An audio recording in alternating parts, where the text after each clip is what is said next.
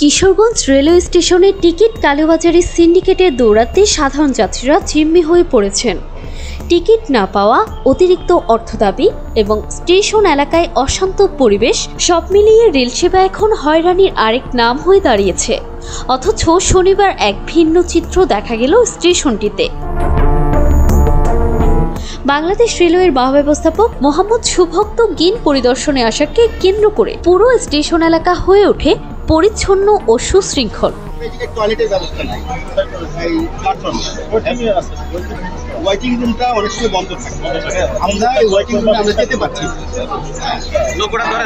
আরেকটা বিষয় হচ্ছে যে প্ল্যাটফর্মে যে দক্ষিণে যে একটা টয়লেট আছে, সেটা যে লাইটটা রাতের বেলা কিন্তু নারীরা বা কেউ যেতে পারে না, এই হচ্ছে একটা বিষয়। দিনে ব্যবহার করা গেলেও রাতে ব্যবহার করা যায় না, আলোর পর্যাপ্ত আলো নেই।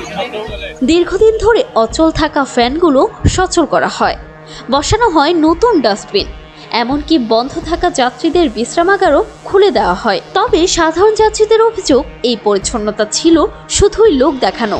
বাস্তবতা হলো স্টেশনটিতে দীর্ঘদিন ধরে একটি শক্তিশালী টিকিট কালোবাজারি সিন্ডিকেটের নিয়ন্ত্রণে। যাত্রীদের অভিযোগ, রেলওয়ে পুলিশের কিছু সদস্য ও স্থানীয় প্রভাবশালীদের যোগসাজশেই এই সিন্ডিকেট চলছে। শুধু টিকিট কালোবাজারিই নয়, স্টেশন এলাকায় ভাবঘুরে ও মাদকসেবীদের অবাধ বিচরণে যাত্রীরা প্রতিনিয়ত আতঙ্কে ভোগেন। যাত্রীদের হয়রানি, অশালীন আচরণ, এমনকি ছিনতাইয়ের ঘটনাও ঘটছে অহরহ।